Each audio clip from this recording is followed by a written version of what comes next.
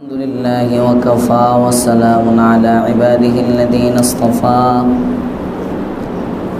أما بعد فأعوذ بالله من الشيطان الرجيم بسم الله الرحمن الرحيم قال رب اجعل لي آية قال آيتك ألا تكلم الناس 3 ليال سويا فخرج على قومه من المحراب فأوحى إليهم أن سبحوا بكرة وعشيا يا يحيى خذ الكتاب بقوة وآتيناه الحكم صبيا وحنانا من لدنا وزكاة وكان تقيا وبرا بوالديه ولم يكن جبارا عصيا وسلام عليه يوم ولد ويوم يموت ويوم يبعث حيا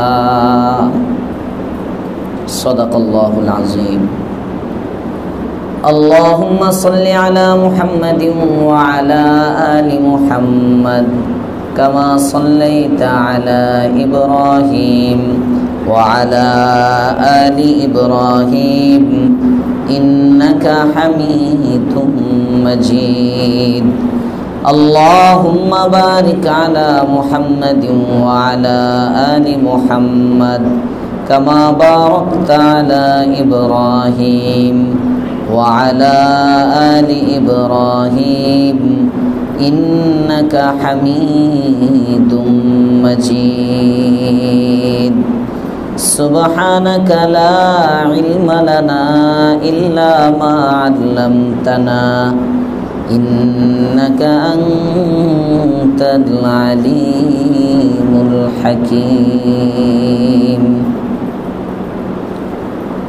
আলহামদুলিল্লাহ মুআজ্জাজ মুহতারাম মুসল্লিয়ান কিরাম মুরব্বিয়ান ইজাম যুবক বন্ধুরা ছোট বাচ্চারা পর্দার অন্তরালে অবস্থানরত সম্মানিতা মা ও বোনেরা শুকরিয়া আদায় করছি রব্বে কারীমের দরবারে যার তৌফিকে সালাতুজ যোহর বা জামাত আদায়ের পরে কোরআনের ইজলাসে দরসে তাফসিরে বসার সুযোগ পেয়েছি কালিমাতুশ শুকর পড়ি আলহামদুলিল্লাহ হযরত জাকারিয়া আলা নবিয়িনা ওয়া আলাইহিস সালাতু ওয়াস সালাম বয়স 120 বছর কত 120 বছর বয়স আল্লাহ পাক রব্বুল আলামিনের কাছে সন্তান চাইলেন আল্লাহ পাক রব্বুল আলামিন ঘোষণা করলেন জানিয়ে দিলেন সুসংবাদ যে আমি তোমাকে একজন পুত্র সন্তান দিব সুবহানাল্লাহ শিক্ষা ছিল আমাদের জন্য দোয়া এমন একটা আমল দোয়ার দ্বারা বান্দা আল্লাহ পাক রব্বুল আলামিনের কাছ থেকে সব কিছু নিয়ে নিতে পারে বান্দা যা চায় এটার জন্য কোনো সিজন লাগে না বয়স লাগে না সময় লাগে না যোগ্যতা লাগে না বরং আল্লাহ তাআলার কাছে চাওয়ার মতো চাইতে হয় চাইলেই আল্লাহ তাআলা দিয়ে দেন সুবহানাল্লাহ দুনিয়ার মানুষ বেছে বেছে দেয় আমার দলের কর্মী দিব বিরোধী দলের কর্মী দেওয়া যাবে না ঠিক না বেঠিক দুনিয়ার মানুষ দেখে দেয় খাতির থাকলে একটু বাড়ায়া দেয় খাতির না থাকলে একটু কমায়া দেয় আল্লাহ পাক রব্বুল আলামিন চাওয়া অনুপাতে দেন আত্মীয়তার সম্পর্কও নাই রবের সাথে কারো আল্লাহ পাক রব্বুল আলামিনের কাছে যে যেমন চায় তাকে তেমন দেন সুবহানাল্লাহ চাওয়াটা যার যত বেশি হবে রবের দেওয়াটাও তত বেশি হবে চাবো ইনশাআল্লাহ আল্লাহ তাআলার কাছে হ্যাঁ কারা কারা চাইবেন না দেখি তুমি চাইতা না জন মানুষ বুড়ো হয়ে গেছে রোজা রেখে 2 হাত উঠাইছে চাবো না সিলেটি চাবো কারা কারা ইনশাআল্লাহ আল্লাহ তৌফিক দেন বলেন আমিন বুঝে শুনে আমল করতে হয়, মনোযোগের সাথে শুনতে হয়। হঠাৎ করে একটা জিনিস জিজ্ঞেস করলে না না না, বুঝে শুনে উত্তর দেওয়া, এটা মুমিনের সিফাত। আল্লাহ কবুল করুক, বলেন আমিন। তাহলে দোয়া করব, দোয়ার আদবের মধ্যে ছিল দোয়া চুপিসারে করা, মাঝে মাঝে জোরে করব, অধিকাংশ সময় দোয়া আস্তে করব। নীরবে নির্জনে দোয়া করব, নীরবে নির্জনে দোয়া করব। ইজতিমাই দোয়া এটাও প্রমাণিত, শরীয়তে আছে একসাথে সবাই দোয়া করা, নাই তা না। বাকি ইনফিরাদি দোয়ার গুরুত্ব বেশি, স্বতন্ত্র, একা একই একা একই আল্লাহ তাআলার কাছে চাওয়া। চাইব নিজের তুচ্ছতা, হীনতা, ক্ষুদ্রতা, আমি যে ছোট, আমার কোনো বড়ত্ব নাই, এই জিনিসগুলো রবের সামনে নিজের দুর্বলতা, অক্ষমতা প্রকাশ করে রবের সামনে চাওয়া, দোয়ার আদব। শেষ রাত্রে দোয়া কবুল হয়, শেষ রাত্রে দোয়া করা দোয়ার আদব। মা বাইনাল আযানাইন, দুই আযানের মাঝে তথা আযান এবং ইকামতের মাঝে দোয়া কবুল হয়, এই সময়ে দোয়া করা, এটাও আদব। আযান ইকামতের মাঝে, আযান হয়ে গেছে, আযানের পরে মসজিদের বারান্দায় এনে তিনজন বসে আড্ডা দিতেছে কোনায়, কথার কথা, কাতারের মধ্যে এসে এনে একটা গ্রুপ, ওই কোনায় একটা গ্রুপ। কারণ আযান তো হয়ে গেছে 7:45 এশার আযান, 8:15 হলো এশার জামাত। 10 মিনিট 15 মিনিট আগে মোটামুটি বেশি মুসল্লি আসে, এর আগ পর্যন্ত আযানের পর পরেই কিছু মুসল্লি চলে আসে। তোর মধ্যে অনেককে দেখা যায় আযানের পর পরে এসেই গল্প স্টার্ট দেয় মসজিদের মধ্যে। মসজিদের ফ্যান ব্যবহার করতেছো, মসজিদের সুযোগ সুবিধা ব্যবহার করতেছো। মসজিদের ফ্যান তো তোমার ব্যক্তিগত আলাপ করার জন্য মসজিদওয়ালারা দেয় নাই, মসজিদের ফ্যান দিছে ইবাদতের জন্য। যতক্ষণ ইবাদত চলবে ততক্ষণ মসজিদের ফ্যান চলবে। তো মসজিদের লাইট ব্যবহার করবা, মসজিদের ফ্যান ব্যবহার করবা, আর নিজের পারিবারিক আলাপ করবা বসে বসে, নিজে খেলাধুলার আলাপ করবা বসে বসে, নিজের সমিতির আলাপ করবা বসে বসে, নিজের সংগঠনের আলাপ করবা বসে বসে। জায়েজ না না জায়েজ? না জায়েজ, সাংঘাতিক জিনিস এগুলো। আমাদের দেশে হয় না? আস্তে আস্তে কয় ভাই ব্যবসাটা কেমন চলতেছে, কেন ব্যবসার খবর তুমি তার বাড়িতে গিয়ে নিতে পারো না? মসজিদে কি তার ব্যবসার খবর নিতে আসছো? মসজিদে না ইবাদতের খবর নিবা? ভাই জামাত চলতেছে নি ঠিক মতো? নামাজ জামাতে হয়তো, রমজানে হালাল খাবার দিয়ে সাহরি ইফতার করতেছেন তো? বাচ্চাটা নামাজ পড়ে তো? এই খবর নাও মসজিদের মধ্যে। মসজিদ তো জায়গা ইবাদত, ইবাদতের জায়গা, এখানে সবসময় আল্লাহর বরত্বের কথা হবে মসজিদের মধ্যে। ওমান আযলামু মিম্মান মানা মাসাজিদাল্লাহ আন ইউযকারা ফীহা ইসমুহু ওয়া সাআ ফী খরাবিহা। আল্লাহ পাক রব্বুল আলামিন বলেন, মান আযলামু মিম্মান মানা মাসাজিদাল্লাহ, ওই ব্যক্তি সবচেয়ে বড় জালেম যে মানুষকে আল্লাহর ঘরে আসতে বাধা প্রদান করে। কিসের থেকে? আইয়ুযকারা ফীহা ইসমুহু, এখানে রবের বরত্বের কথা হবে, রবের নামের জিকির হবে, এগুলো করতে দেয় না, বাধা প্রদান করে। নিজে তো নামাজ পড়েই না, আরেকজনে নামাজ পড়ে পাশে বসে বসে কথা বলে, ওই ব্যক্তির নামাজে ডিস্টার্ব হয়। পাশে একজন তিলাওয়াত করে, সে তারা দুইজন বসে আড্ডা মারে, ওই ব্যক্তির তিলাওয়াতে ডিস্টার্ব হয়। তুমি জালেম। শুধু হাসি নাই, জালেম না। কোরআনের ভাষায়, রবের ভাষায় তোমার দ্বারা আরেকজনের নামাজের ডিস্টার্ব হইতেছে, তুমি জালেম।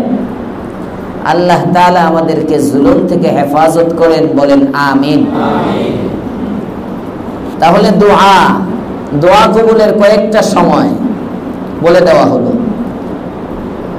গুরুবে শামসের সময়, সূর্য অস্তমিত হওয়ার সময় দোয়া কবুল হয়। সূর্য উদয়ের সময় দোয়া কবুল হয়। সকালে দোয়া কবুল হয়, সন্ধ্যায় দোয়া কবুল হয়, ঝড় বৃষ্টি তুফান ইত্যাদির সময় দোয়া কবুল হয়। এই সময়গুলোতে দোয়া কবুল হয়। 5 ওয়াক্ত নামাজের পরে দোয়া কবুল হয়।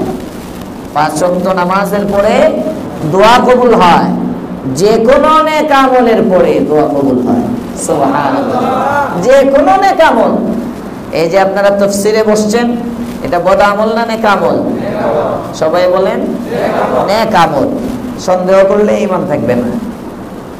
নেক আমল, এই আমলের পরেও দোয়া করলে দোয়া কবুল হয়। যে কোনো, হযরত ইব্রাহিম আলাইহিস সালাতু ওয়াস সালাম বাইতুল্লাহ নির্মাণ করছেন, বাইতুল্লাহ নির্মাণ করে সন্তানকে নিয়ে আবার রবের কাছে দোয়া করেন, রব্বানা তাকাব্বাল মিন্না ইন্নাকা আনতাস সামিউল আলিম।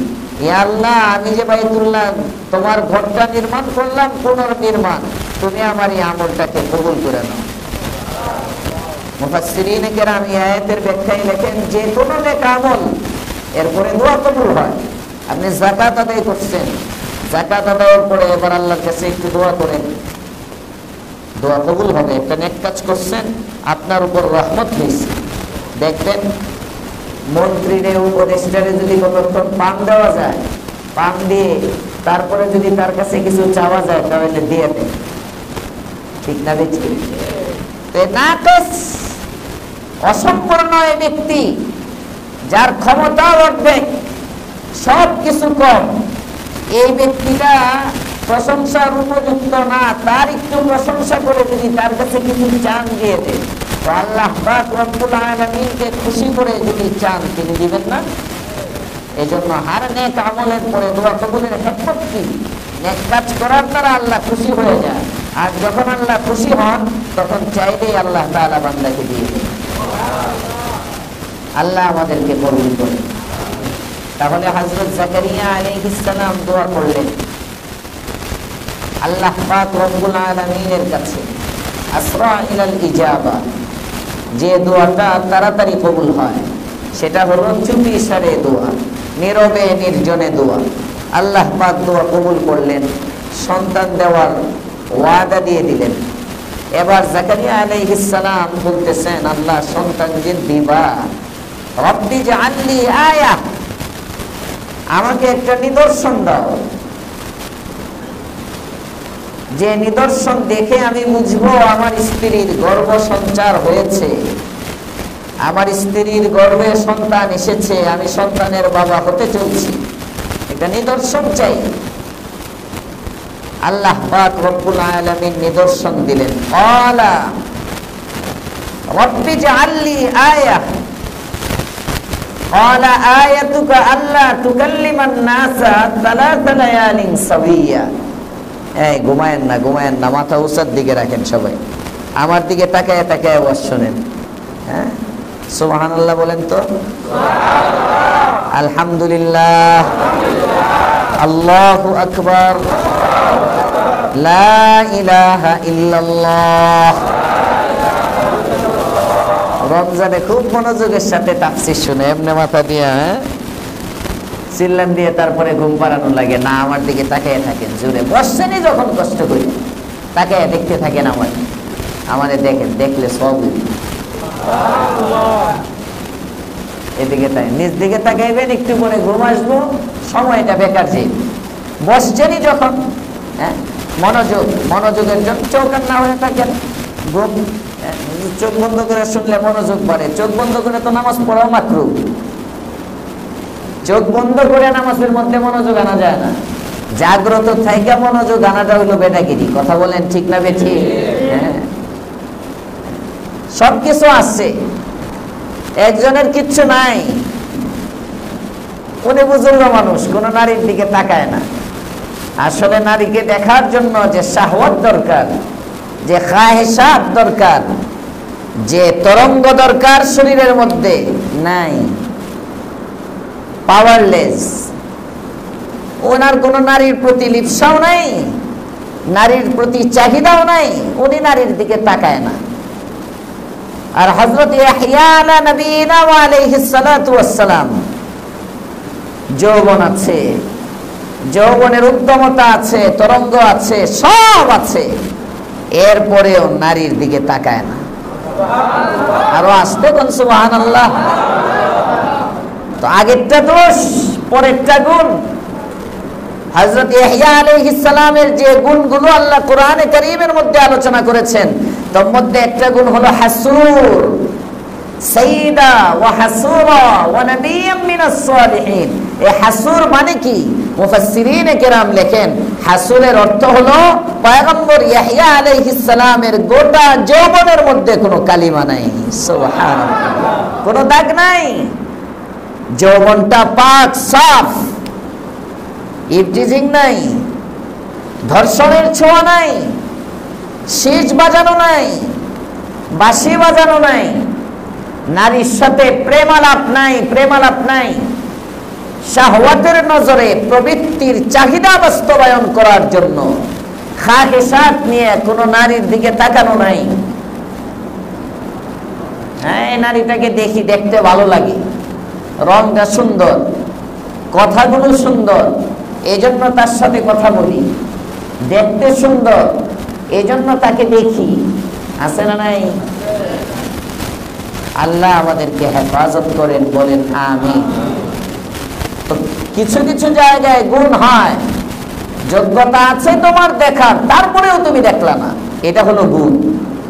একজনকে আঘাত করার মতো যোগ্যতা আছে, তাও তুমি আঘাত করলা না, এটা হলো গুণ। একজনের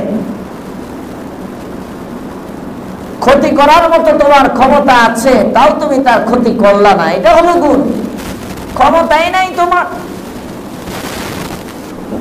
চুপচাপ বসে রইলা, আর বললা যে ছেড়ে দিলাম, কি করলাম?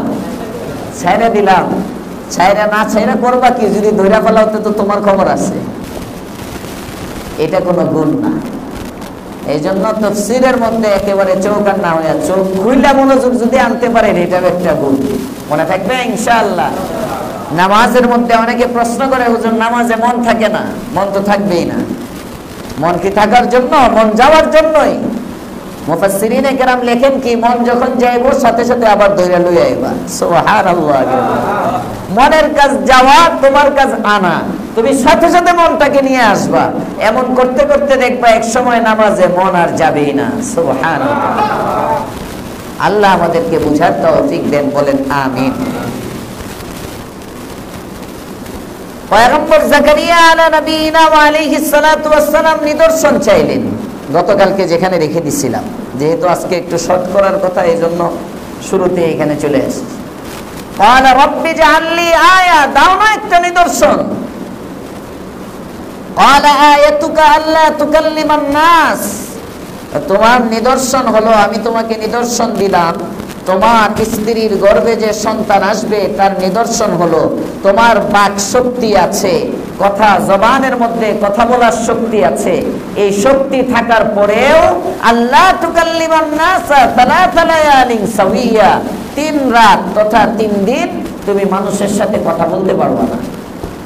তোমার কথা বলতে পারবে না, তুমি মানুষের সাথে কথা হবে তোমার ইশারায়। তোমার এই বাক শক্তি কেড়ে নেওয়া হবে, বাক শক্তি থাকবে না। ছিল, এই শক্তিটা নাই। ইশারায় তুমি কথা বলবা, জবানে তুমি মানুষের সাথে কথা বলতে পারবা না। এই যে তোমার বাক শক্তি থাকার পরেও বাক শক্তিটা রহিত করে দিলাম, আমি আল্লাহ বাক শক্তি নিয়ে নিলাম। এটার দ্বারাই তুমি বুঝবা যে আল্লাহ তাআলা বাক শক্তি থাকার পরে বাক শক্তি নিয়ে নিতে পারে সাময়িক সময়ের জন্য। ওই আল্লাহ তাআলা বার্ধক্য অবস্থায় সন্তান দিতে পারে, তার কুদরতের হাতেই সব। ক্বালা আয়াতুকা আল্লা তুকাল্লিমান নাস, আল্লাহ পাক রব্বুল আলামিন বলেন, ও জাকারিয়া তোমার জন্য নিদর্শন হলো আল্লাহ তুকাল্লিমান নাসা সালাসা লায়ালিন সাওয়িয়া, 3 দিন তুমি মানুষের সাথে কথা বলবে না। এই 3 দিন শুধু রবের গুণকীর্তন করবে, মানুষের সাথে তোমার জবানে কোনো কথা হবে না। যদি কিছু বলতে হয় তাও ইশারার দ্বারা বলবে। হযরত জাকারিয়া আলাইহিস সালাম বের হয়ে গেলেন, ফাখরাজা আলা কওমিহি, ওয়াদা হয়ে গেল, কথা হয়ে গেল। এবার সম্প্রদায়ের কাছে গেলেন। ফাখরাজা আলা কওমিহি মিনাল মিহরাব, নিজের মিহরাব থেকে তিনি সম্প্রদায়ের নিকট বের হইলেন। ফাআওহা ইলাইহিম আন সাব্বিহু বুকরাতাও ওয়া আশিয়া, এবং তাদেরকে ইশারায় বললেন। আওহা এর সিলা যখন ইলা আসে তখন এর অর্থ হয় ইশারা করা। ফাআওহা ইলাইহিম আন সাব্বিহু বুকরাতাও ওয়া আশিয়া, তাদেরকে ইশারা করলেন যে তোমরা সকাল সন্ধ্যা আল্লাহ পাক রব্বুল আলামিনের প্রশংসা করো, সাব্বিহু তাসবিহ পড়ো, বুকরাতাও ওয়া আশিয়া, সকালে এবং সন্ধ্যায়। আল্লাহ পাক রব্বুল আলামিন 3 দিন পর্যন্ত কথা বন্ধ থাকলো। 3 দিন চলে গেল, সন্তান গর্ভে আসলো, গর্ভের সময় চলে গেল। আল্লাহ পাক রব্বুল আলামিন হযরত জাকারিয়া আলাইহিস সালামের মায়ের স্ত্রীর কোলে ইয়াহইয়াকে দান করলেন। এমন একটা সন্তান আসলো যে সন্তান সম্পর্কে আল্লাহ তাআলা বলেন, ইয়া ইয়াহইয়া খুদিল কিতাবা বিকুওয়া, এ ইয়াহইয়া আমি তোমাকে শৈশবে কিতাবের ইলম দিলাম, তুমি তাওরাত কিতাবটাকে ভালোভাবে ধরো। মাঝে অনেক কিছু আছে, একদিনে সন্তান হয়ে গেছে এমন না, নির্দিষ্ট যে সময় ছিল সময় পার হইছে, ওই সন্তান পৃথিবীতে আসছে, সন্তান বড় হইছে। মুফাসসিরিনে কেরাম লেখেন, ইয়া ইয়াহইয়া খুদিল কিতাবা বিকুওয়া, আল্লাহ তাআলা যে বললেন হে ইয়াহইয়া, জাকারিয়ার সন্তানকে লক্ষ্য করে, খুদিল কিতাবা বিকুওয়া, তুমি শক্ত হাতে কিতাবকে ধরো। এর দ্বারা মুফাসসিরিনে কেরামের মধ্যে 2 ভাগ। কেউ কেউ বলেন যে বাচ্চা অবস্থায় হযরত ইয়াহইয়া আলাইহিস সালামকে আল্লাহ তাআলা নবুয়ত দিয়ে দিয়েছিলেন, বাচ্চা শৈশবেই তিনি নবী ছিলেন। তো জমহুরে মুফাসসিরিনে কেরামের মত হলো না, শৈশবে তিনি নবী ছিলেন না, নবী হইছেন বয়স্ক হওয়ার পরে।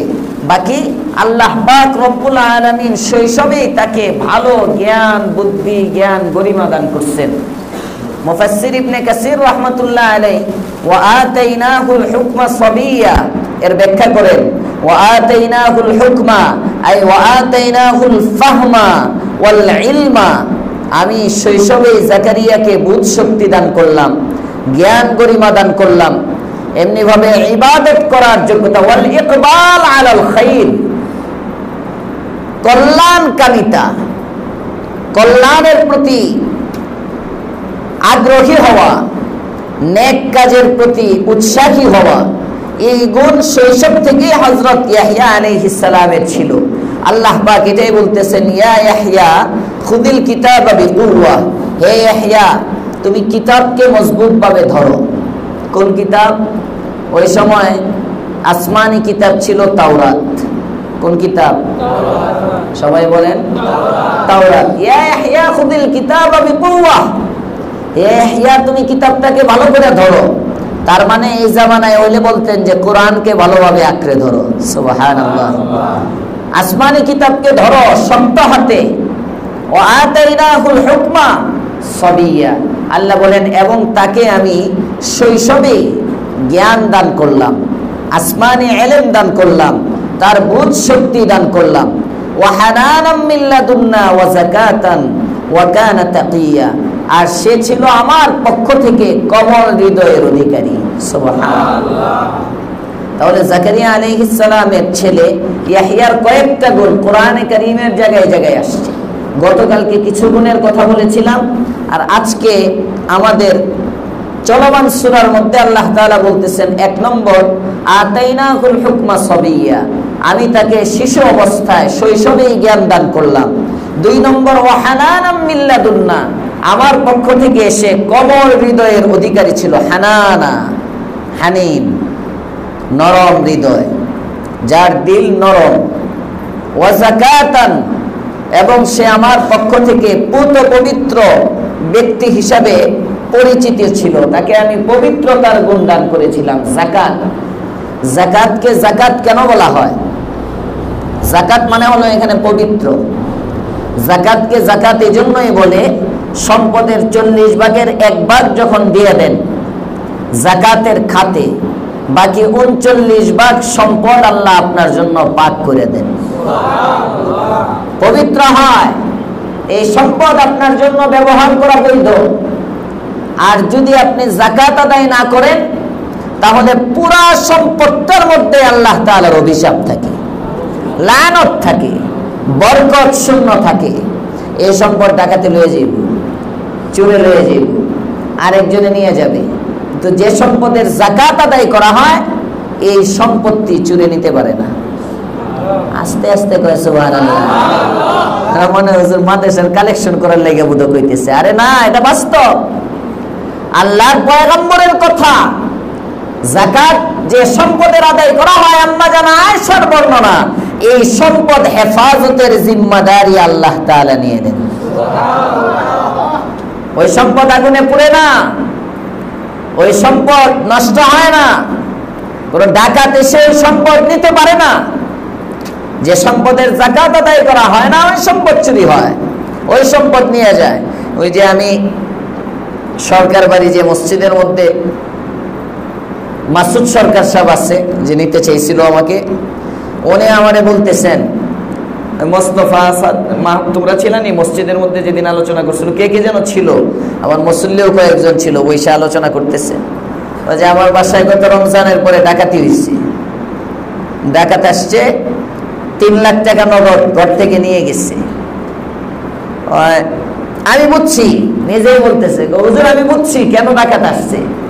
আমার যাকাত আসছে 15 লক্ষ টাকা, আমি যাকাত দিছিলাম 7 লাখ টাকা যাকাত দিছিলাম, আর বাকিটা আস্তে আস্তে দেবো ভাবছিলাম।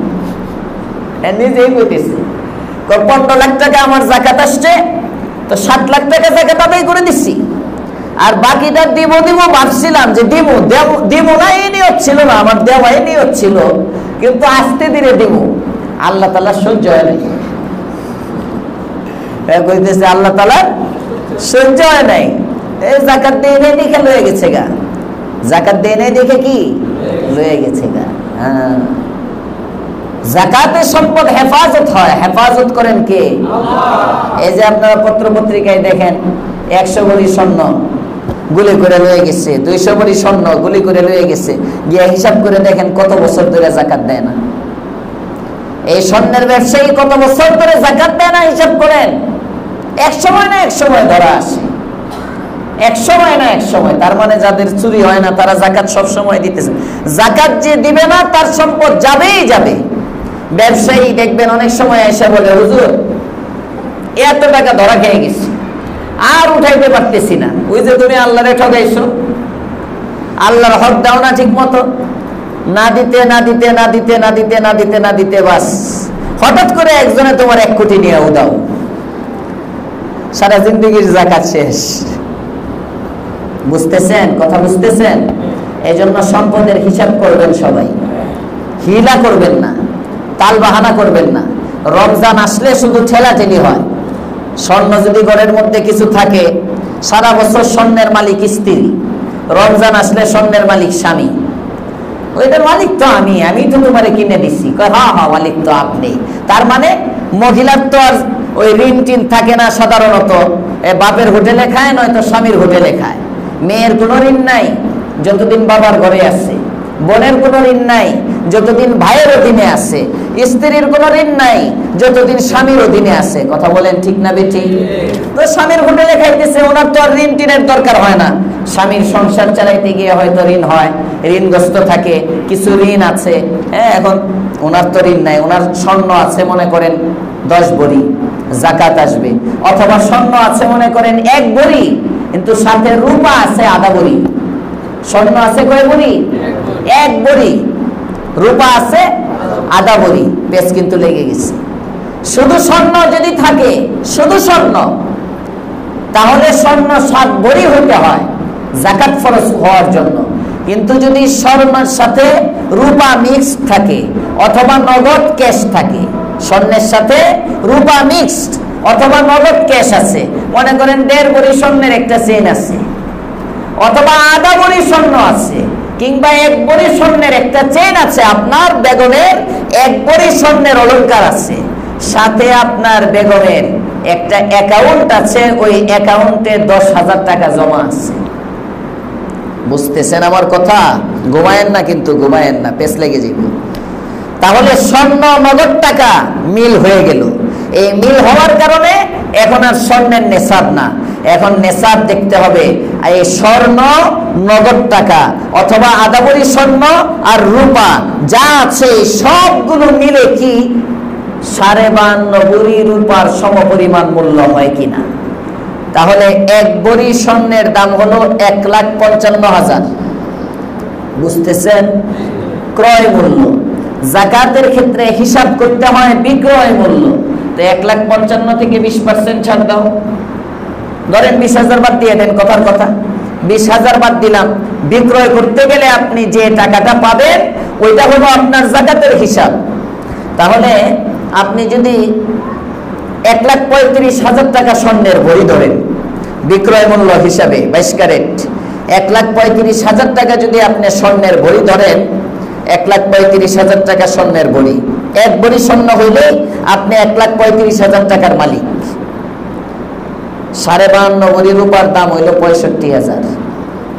52.5 ভরি রূপার দাম কত? 65,000। আপনার উপর যাকাত ফরজ। আপনার উপর কি? আপনার উপর মানে যে মহিলার এই স্বর্ণ আছে তার উপর যাকাত ফরজ। সে এটা বলতে পারবে না আমার তো 7.5 ভরি নাই। এই 7.5 ভরি নাই কইয়া চিল্লান দেওয়া যাবে না। 7.5 ভরি হলো শুধু স্বর্ণ থাকলে। যখন স্বর্ণ টাকা, স্বর্ণ রূপা এগুলো যখন মিক্সড হয় তখন নেশাবের হিসাব করতে হয় রূপার দ্বারা। এমনি হিসাব করে দেখবেন কত জনের উপরে যাকাত ফরজ। হিসাব করলে দেখবেন অনেক মানুষের উপর যাকাত ফরজ, যাকাত আদায় করে না। অনেক মানুষের উপর যাকাত ফরজ। আমাদের সমাজে গরিব কম, ধনী বেশি। আমরা না জানার কারণে মনে করি আমিও গরিব। সবাই খালি সিরিয়াল ধরতে চায় যাকাতের, হ্যাঁ সিরিয়াল ধরতে চায়, যাকাতের সিরিয়াল ধরতে চায়। আল্লাহ হেফাজত করুন, বলেন আমিন। নেওয়ার হাত না, দেওয়ার হাত বানান। আল ইয়াদুল উলিয়া খায়রুম মিনাল ইয়াদিস সুফলা। নিচের হাতের চেয়ে উপরের হাত ভালো। দেওয়ার আদত করেন, আর দিলে কমে না, দিলে বাড়ে। সুবহানাল্লাহ করেন, দিলে বাড়ে। আল্লাহর রাসূল কসম খেয়ে বলছেন দিবে, আল্লাহ তাআলা বাড়ায় দিবে। আরো আস্তে কোন সুবহানাল্লাহ। কষ্ট হইতেছে আপনাদের বেশি? এজন্য যাকাতের সম্পদ, যাকাত এজন্য বলা হয়, যাকাত মানেই পবিত্র। আপনার উপর যাকাত ফরজ হলো আপনি লাখে মাত্র 2,500। এই যে আপনি চিন্তা করেন, যে ব্যক্তির উপর 15 লক্ষ টাকা যাকাত আসলো, যে ব্যক্তির উপর 15 লক্ষ টাকা যাকাত আসলো, এই 15 লাখ কিন্তু তার সম্পত্তির 2.5 ভাগ, 40 ভাগের 1 ভাগ। আর লাখে হইল 2.5%, তার সম্পত্তির 40 ভাগের 1 ভাগ। এখন সে তো মনে করতেছে যাকাতের হিসাব করে 15 লাখ টাকা যাকাত এসে বললো আমার 15 লাখ দিয়ে দিব। সে হিসাব করলো কি, যদি এইভাবে চিন্তা করে 15 লাখ, তাহলে মনে করবে অনেক। তো যদি দেখে হায় হায় হায় 15 লাখ মানে 40 ভাগের 1 ভাগ আল্লাহ চাইলেন, তার আরো এরকম 39টা 15 আল্লাহ আমাকে দিলেন। যেরকম সুবহানাল্লাহ। এমন একটা 15 আমি আল্লাহর রাস্তায় দিলাম, আরো 39টা 15 আমার কাছে রয়ে গেল। সুবহানাল্লাহ কয় না? এভাবে হিসাব করে না। বড় লোকরা যখন যাকাতের টাকা হিসাব করে যদি দেখে কয়েক লাখ হয়ে গেছে। আমার কাছে একবার, আজ থেকে করোনার বছর, করোনা 2018-তে না 19-এ করোনার বছর, না করোনার আগের বছর, 2018-তে আমার এক মুসল্লি, উনি জীবনের ফার্স্ট ওই বছর তারাবির নামাজ পড়ছে, পুরা তারাবি। আমি যখন ইতিকাফে বসছি, আমার প্রতিদিন ইফতারও করাইছে ওনার বাসার থেকে এনে। আবার মুতাওয়াল্লি সাহেব না, হ্যাঁ মুতাওয়াল্লি সাহেবের বাসায় তো আমি আত্মীয় হিসেবে খাই, ওইটা মুসল্লি হিসেবে। না আমার খাওয়ান তো রমজানে ইতিকাফে বলে অভাব নাই, কত জায়গার থেকে খাওয়ান আসে। হ্যাঁ কতজনে খাওয়ায়। রফিক এমনি চায় রয়েছে, হুজুর আমার কথা কয় নাকি, আমিও তো হুজুরে খাওয়াই। হ্যাঁ আচ্ছা, এই বছর খাওয়াইলে পরে আগামী বছর কমনে। বাহার হাল তো উনি ইফতারের সময় ইফতার এনে দেয়, ইফতারও দেয় করে, খুব মহব্বত। আমারে বলতেছে হুজুর জাকাতের কথা বয়ান করেন, তো এটা তো শরীয়ত সম্মতভাবে জাকাত দেওয়া দরকার, আল্লাহ তাআলা এত সম্পদ দিচ্ছেন।